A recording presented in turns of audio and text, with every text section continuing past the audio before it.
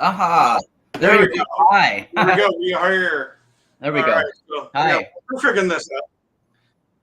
All right. Let me see. All right. So, yeah. So thanks for everybody for tuning in. This is our very first live. And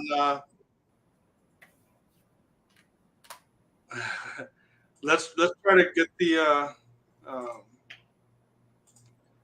the echoing down here. Is that on? I'm not hearing any echo. So is that on your end or on my end? It might be me here. So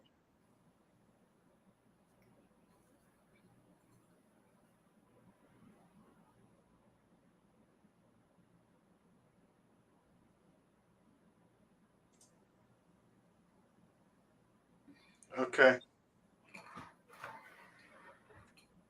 All right. Can you hear me? I can. Oh, shitballs. Sorry. Just knocked over a bottle of water there. Good reflexes, though. Save the phone. We're getting it. We're getting it. All right. So it looks like I'm delayed. Oh. You're getting a delayed response on my end?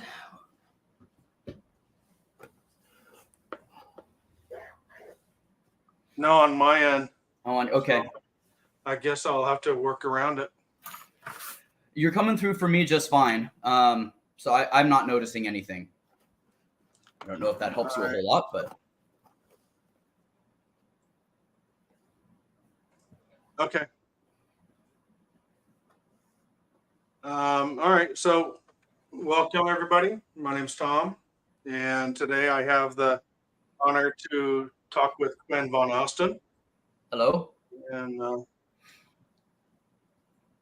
today we're just going to have a little conversation to get to know Quin.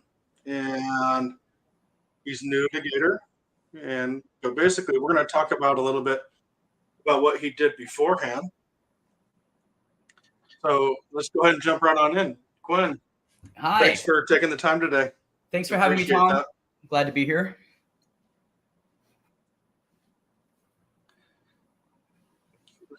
Well, thank you. Thank you.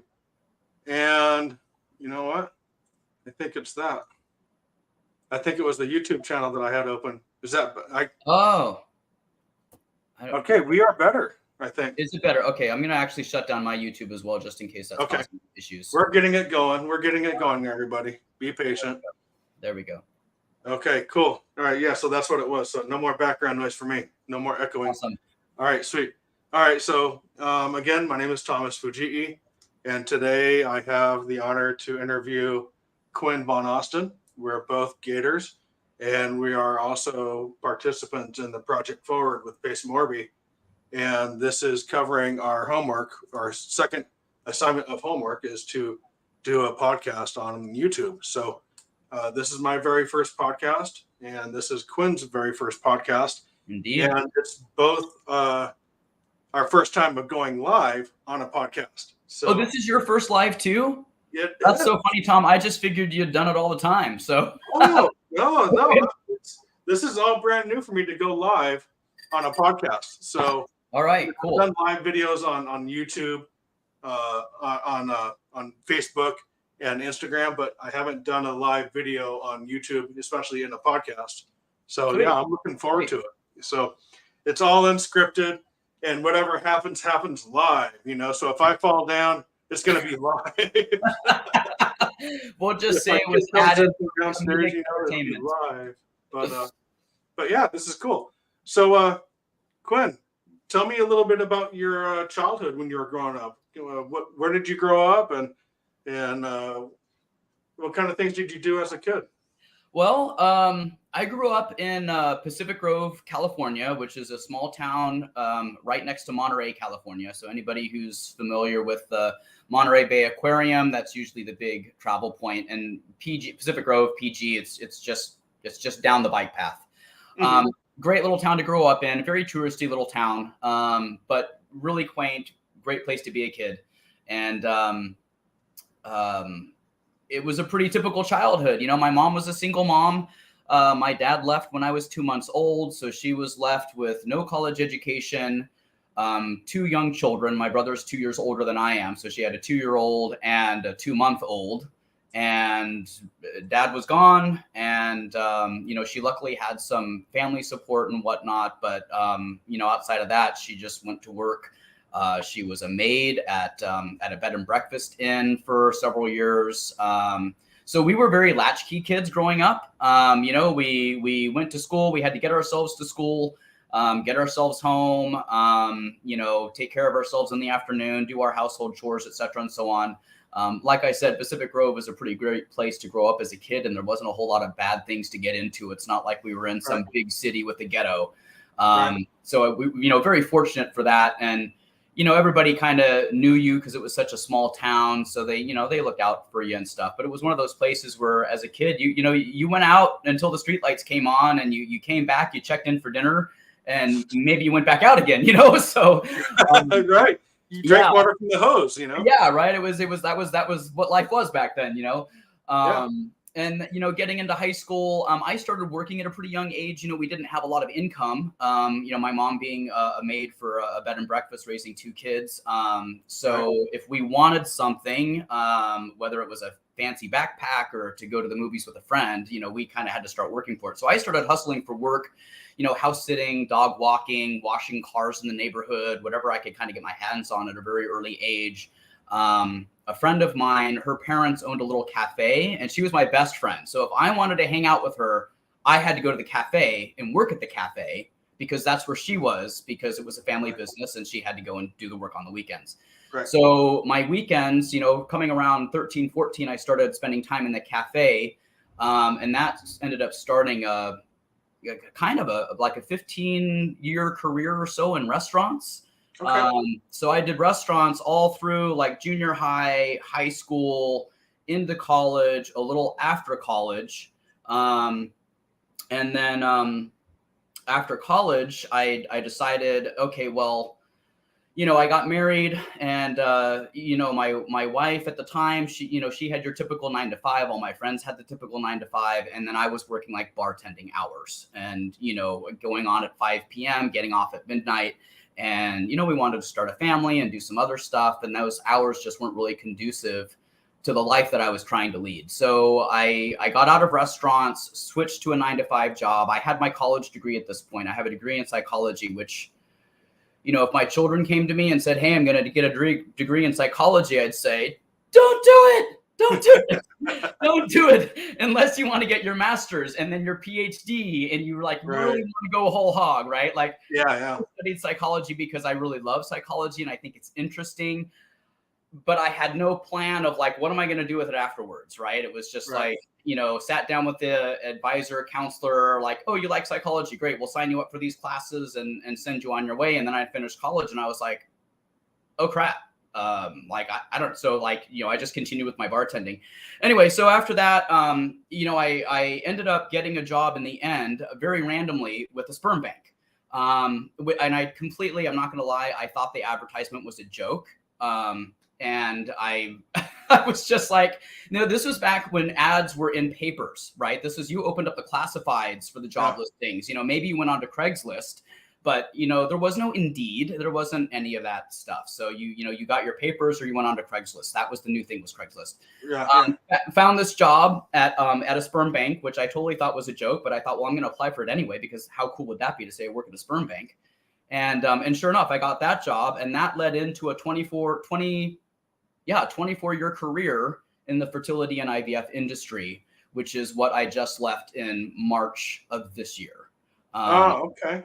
Yeah. So that's what you mentioned in your intro video as well. So yes. And it was, it was a good career. I worked for a good company for a long time. I really loved the people that I worked with. The company started changing in 2018. The partners that owned it, it was, your small 5-person company, but all of those doctors that owned it were getting older and they were ready to retire. So they had to find a way to keep the business going without losing and killing its employees. Right. So they did. That meant going a little bit more corporate. And, as things happen, corporate structure is very different from the structure that I was used to. The corporation is based out of a different state that really doesn't understand what it's like to live in California, or California fees. They don't want to pay California salaries. They want to pay Tennessee salaries. That's not really conducive to living in California. Like, you cannot have a Tennessee salary and live in California. It doesn't work that way. No, it's too expensive. Yeah, there were a number of things going on, and I finally reached the point that I was like, you know what? Like, I am not happy. That's what it came down to. I am not happy. My commute is terrible. It's 1.5 to 2 hours one way. Oh. And that was going on for years. I motorcycle, so I motorcycled for a long time, and that was fine. Then we had the pandemic. I got to work from home. That was amazing. That was a life-changing experience, in the sense that for the first time, I'd been commuting and doing this job for 20 some years. The pandemic hit, and all of a sudden I realized just how much life I was losing on the road, and to stress of commuting, and to time, and, just and I talked to my wife and thought, there's gotta be something better than this. And so I started looking for better things, and that was kind of the end of my IVF world. Cool. Yeah, so that's that. Yeah. All right, cool. So you mentioned that you got a degree in psychology, right? Yeah, psychology. Yeah. Where did you go to college at? Well, I started out at College of Notre Dame, which is a small private college in Belmont, California. It's just a tiny little college. And I was there for 2.5 years. I met somebody at Mills College in Oakland, and their psych program seemed far superior than the program that I was in. Like, we were just sharing, like, oh, I'm taking this class, or, Their athletics program was way better than what Notre Dame offered at the time too. And I was very into intercollegiate athletics. Like, I wanted to get on sports teams and do stuff. I like to be active. So I transferred to Mills College, and I was there for 2 more years and then graduated. So, those were the best 2 years for me. Was those last 2 years at Mills College were the best. The first couple years at CND were different. That was your bachelor's, right? That was my bachelor's. Yes. Okay. Yes. Did you pursue a master's, or did you just call it a day? I didn't. I stopped with a psychology degree. A few years later, I thought, well, maybe I should get a master's in business, because I thought, well, maybe I want to go into business. And so I started going into getting a master's in business, and I got partway through that, and I was like, this is stupid. I was pretty much, I was like, okay, I felt like a lot of what I was learning on some levels was common sense. Like, don't make bad business decisions, do your research, like common sense and stuff like that. So like I said, I got partway through that, and I decided that probably wasn't for me. So before I put more money and time into it, I was just going to cut that off and stop and regroup. And at that point, that I switched from being at the sperm bank to a full-fledged IVF medical facility. And so that was a good transition for me at that time, which allowed me to just like not pursue the MBA at the moment and let that go. Yeah. Right. Cool. So you were there at the IVF. What kind of things did you do there? I mean, that's that's an interesting question. At that position that you did. Yeah, that's most people, I think, when they think IVF, they're like, oh, you must have been, you were an embryologist and you did something in the laboratory with the sperm and the eggs and the embryos, or maybe you were a doctor or a nurse. My role actually was a very specific role. I was in charge of all of the frozen tissue storage. So, when people come in and they do their IVF treatment, the guys have to bank sperm. Or maybe if you're a single woman or you're in a lesbian relationship, you need to buy sperm from a bank and have it shipped to the clinic. And that's always in a frozen state. Egg freezing has come up in the last few years. So we have a lot of women coming through to freeze their eggs. So that's frozen storage. And then, of course, once the egg and the sperm are combined and you have embryos, you're not going to implant 15 embryos into one uterus, right? You're going to implant one embryo, hope it works out, and the other 14 embryos are going to go into frozen storage. So my role at the clinic was to maintain that frozen storage. That meant,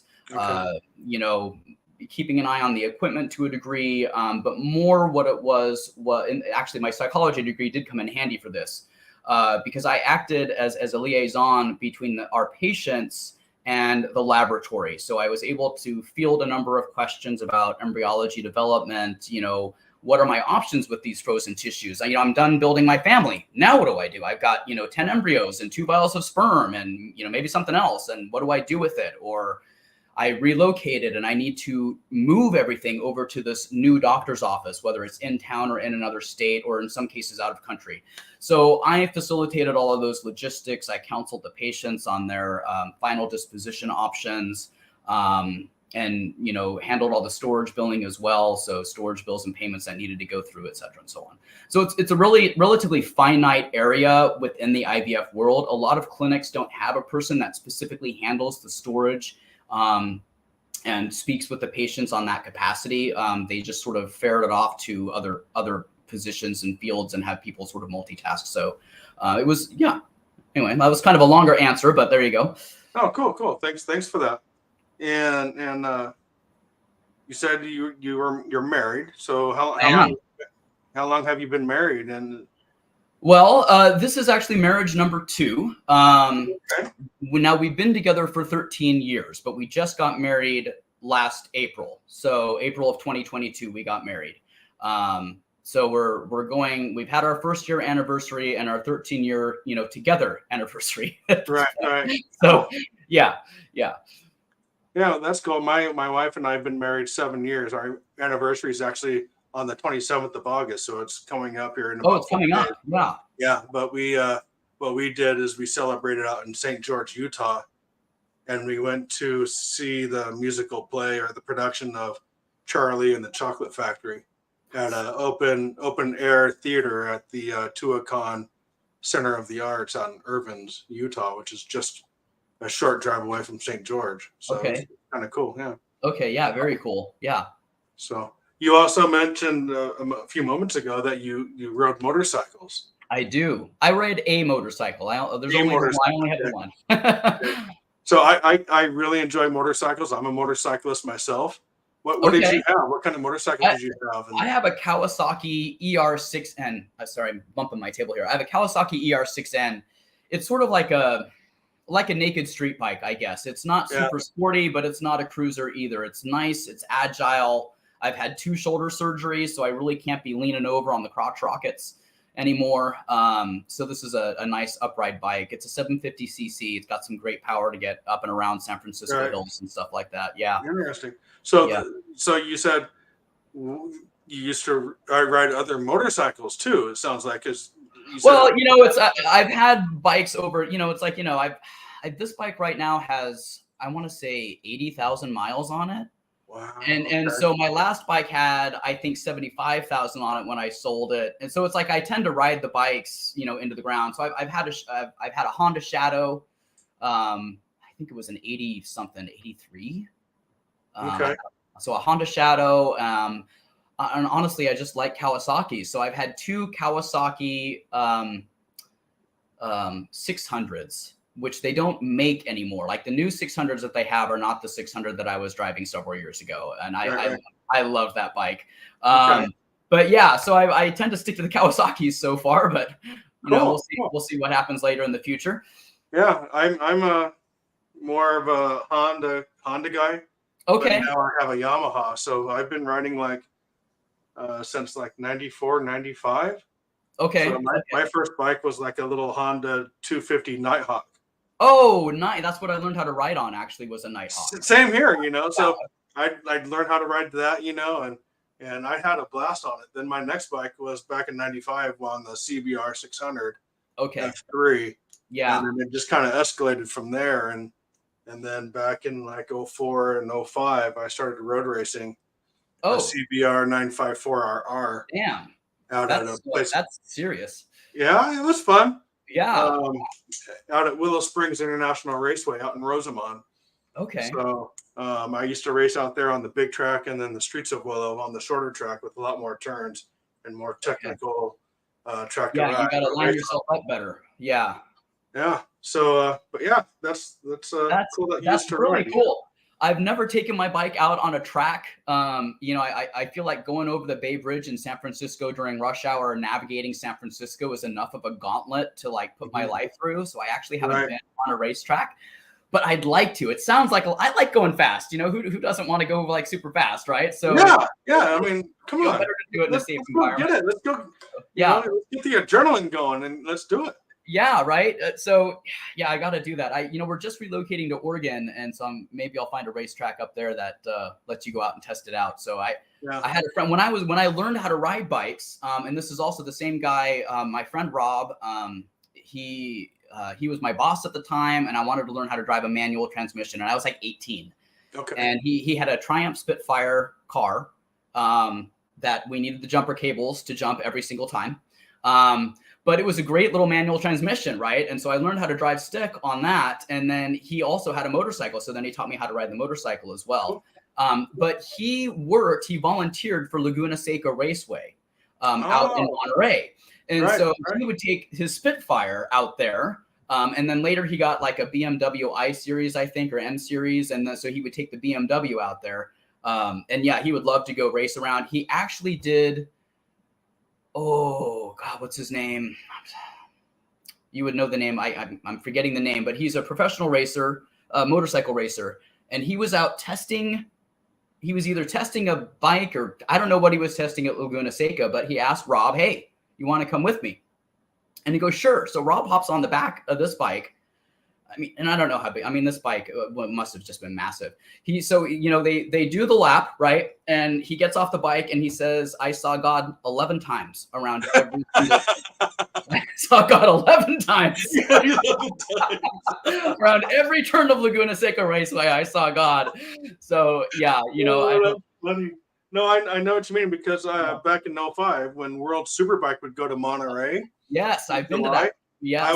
I would be changing Pirelli tires for all the World Superbike racers. Oh my God. And this is when Noriyuki Haga was racing, Frankie Keeley. That's so awesome. Ben Ostrom, all those guys back then, right? And Christopher Mullen, all of them. And I know what you mean because they would have once in a while they would have a professional racer take somebody out there and do a lap around there. Yeah. And all that. Jason Pridmore used to do that. They used to let people on their track with their motorcycles and just do a cruise lap around the whole track. Nice. It was I know what you mean. That's a fun place to ride. Really cool gig though to like. Yeah, I would love to. Yeah. That's really cool. Awesome. That's really cool. So I'm just kind of curious, being married and working with the IVF or IBF? IVF, right? V like Victor, in vitro fertilization. Yeah. So making the decision to move up, I'm going to kind of speed it up a little bit here. So I'm understanding that you moved up to Oregon and you quit the IVF and just packed up and left. I did. Right? So what did your wife think about that when you first talked about that, leaving this nice cush job that you have and just packing everything up and going up to Oregon? What was her thoughts on that? She was much better about it than I was. Really? She's wanted me to quit for a long time. So the second I brought it up, she was like, "Yes, do it tomorrow." I'm out of here. She's amazing. She is, I'm more like the OCD. I like to be in control, which isn't always a good thing. And she's very creative. She's a writer, works with animals, kind of flies by the seat of her pants sometimes. Nothing is really like, even if it is planned out, it's not necessarily planned out very well. Things are going to go wrong, but she always lands on her feet. And it's something I really admire about her. So she's been wanting me to quit for a long time because she knew that I was unhappy, et cetera, and so on. I think she saw like the gray hair coming in with the commute and fatigue and whatever. She was on board. I think for me, it was finding an outlet to get out. And we've heard all of our gurus say this, right? Like when you get too comfortable, it breeds complacency, and then you just keep repeating. You're just on repeat. So I ended up taking flying lessons, like piloting flying lessons on a little Cessna. Interesting. Okay. This like little Cessna, right? Yeah, a little Cessna. It started out as a way to, I don't like flying. I'm afraid of flying. And so I was talking about it with a friend, and she was like, well, maybe you should take some flying lessons and learn about it more. And that might help get you over your fear of flying. I'm like, all right. Yeah, So I interesting. did. I signed up for some piloting lessons, and it turns out that flying the plane is fine. It's actually a very large fear of falling 30,000 feet down to a plummeting death. I think that's the bigger fear is falling.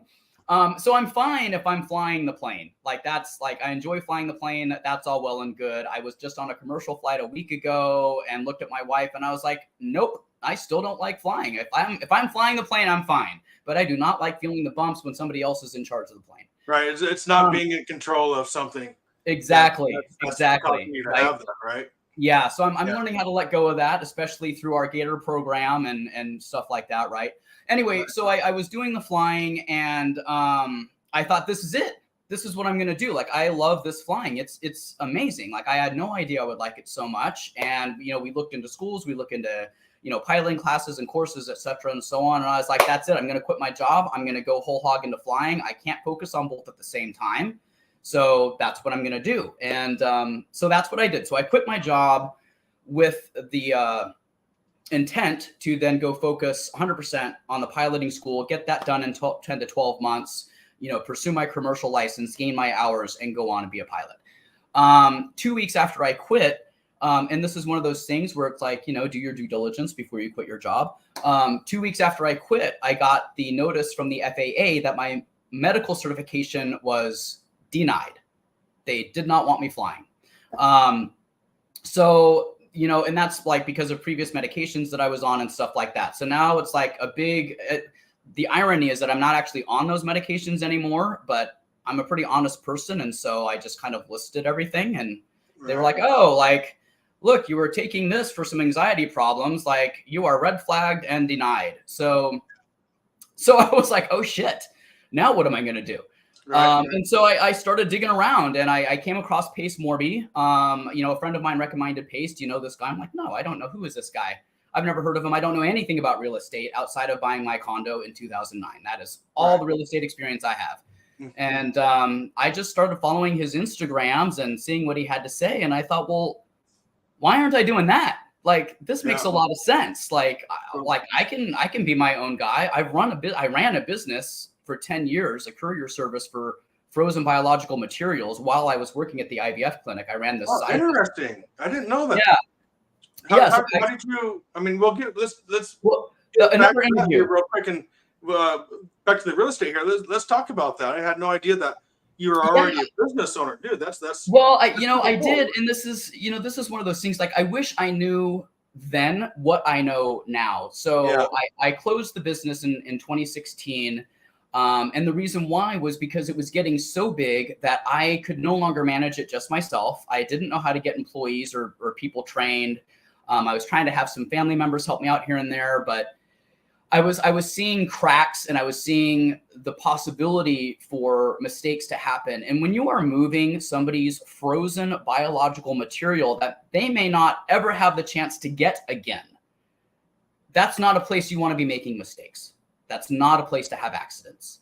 And I was getting very, very nervous. And I thought, you know what, like, something's going to happen. I just need to call it off. So what I ended up doing was shutting the business down. I just closed it.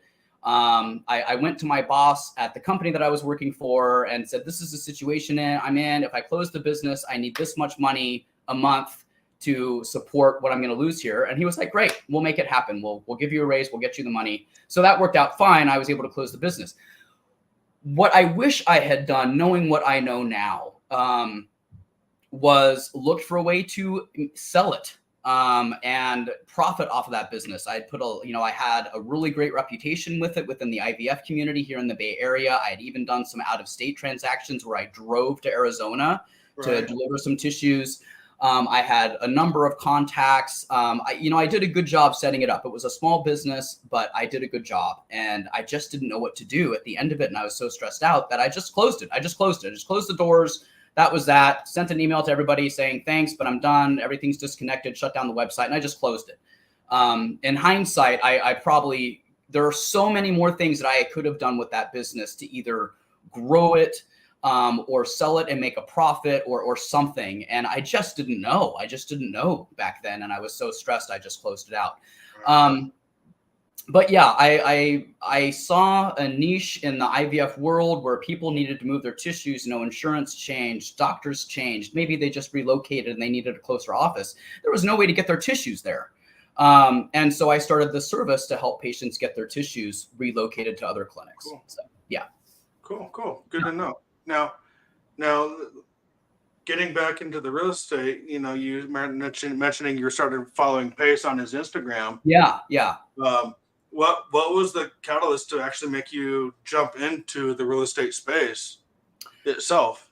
I think I'm not gonna lie. I think I started out with very small goals, and as I learn every day, whether it's through Project Forward or specifically the Gator community or other mentors that pop up through going through the things. What was the question? How did I get into it? Yeah, what actually? No worries. Yes, what I originally started out just with like cash flow. Yeah, cash flow, and starting out with Gator, doing like EMD, joint ventures. It seemed like because I'm not working right now, so I have no cash flow. We're living off of savings, and I was like, okay, well, what can I do to start bringing something in? And I just thought, let's just take some time to figure out a new path. I do not want to go back to a 9-to-5 job. I could go back. They would give me my job back. They've offered it several times. I don't want to go down that route. So I'm really holding out. So yeah, it was, listening to Pace and a lot of other people out there, just like, there's other ways to make cash flow. And I just kind of went down the rabbit hole. I mean, that's the best thing I can say. I just sort of started going down the rabbit hole. And the more I learned from Pace and the community, the more I was realizing like there is a much better way to be living, fulfilling, and earning my life than what I have been doing for the last 48 years. Like there is a better approach, and I got to figure this out. So I'm still in the figuring it out phase, but that's how I got started there. Okay, cool. So you're a Gator, and what kind of Gator products or what are you actually working on as a Gator? I mean, do you have a certain amount to help other people? I mean, what's your strategy as a Gator to help you? That's a great question. Right now, so I just started Gator in, I want to say earlier mid-June. And then at that same time, my wife and I decided to relocate from California to Oregon. Okay. So I've been trying to get in my Gator education. I'm still like, I've gotten through, I think, Gator 1.0 and through like that first training session. I'm still going through 2.0. I've got my holding company created and then a subsidiary below that because we're renting out the condo in California. Well, I'm in the condo in California right now because I'm getting that fixed up. We hope to be renting it in a couple weeks.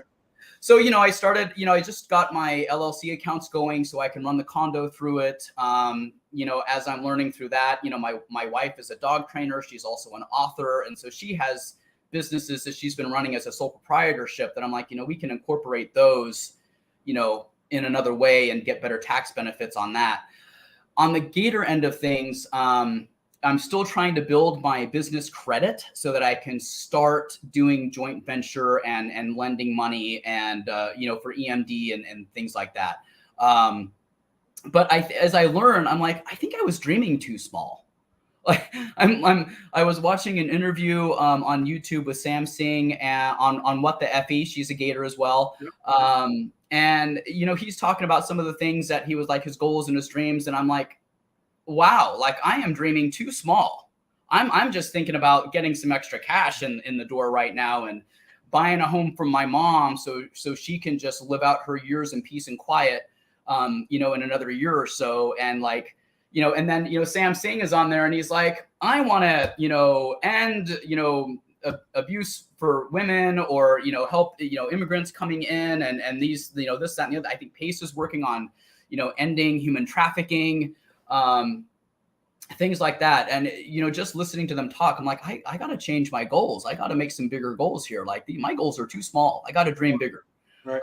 So what are those bigger dreams that you're focusing on now since you heard this? Well, it's funny. One of the things that I've always wanted to do is build a community. And when I say I don't mean quite like Pace has done, I meant more of like a physical community on land. I have a lot of friends that are struggling for one reason or another. My wife has friends that are struggling for one reason or another. I want to build a place where those people can come and, for lack of a better word, I'll say sort of like a compound, except without the cult vibe.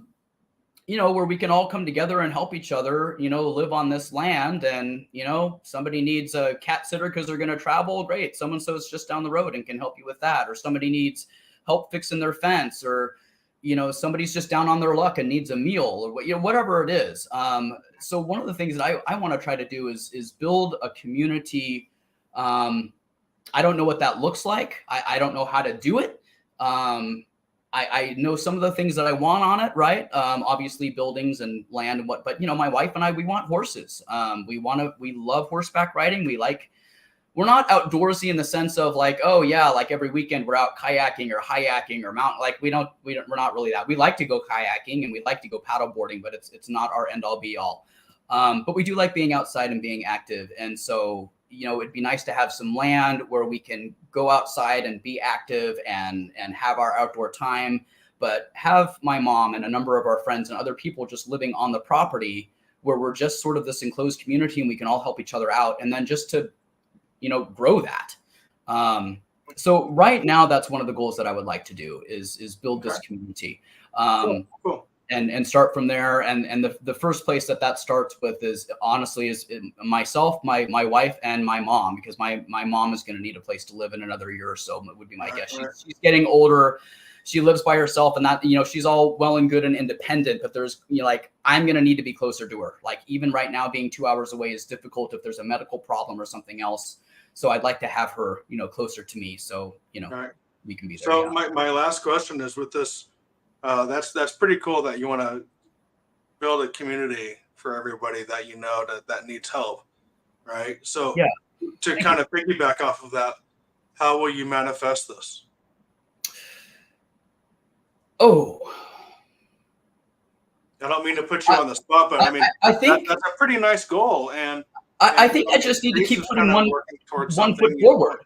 The first thing I told myself was, okay, you know what, at the end of a year, so in, August next year, I would like to have purchased a home for my mom in this specific community where her sister and my uncle live, because she'll have a community there.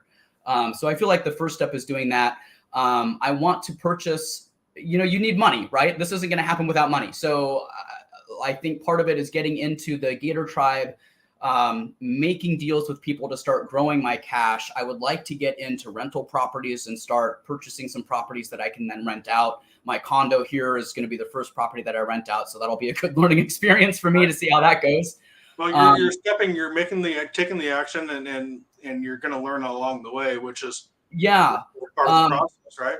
Yeah, Pace had said, and I actually wrote this on my mirror. I keep getting all these great quotes from the various mentors and gurus out there. And, you watch one mentor video and it just leads you to another one and another one and another one. And it's all such great information.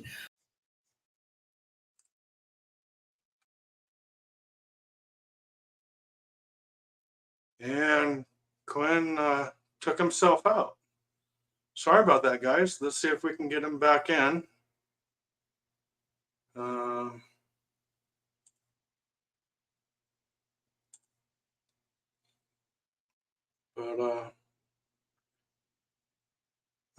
we're kind of running out of time anyway. So for those that joined in, I greatly appreciate you watching our first live podcast, and I had a great time chatting with Quin, and hopefully we'll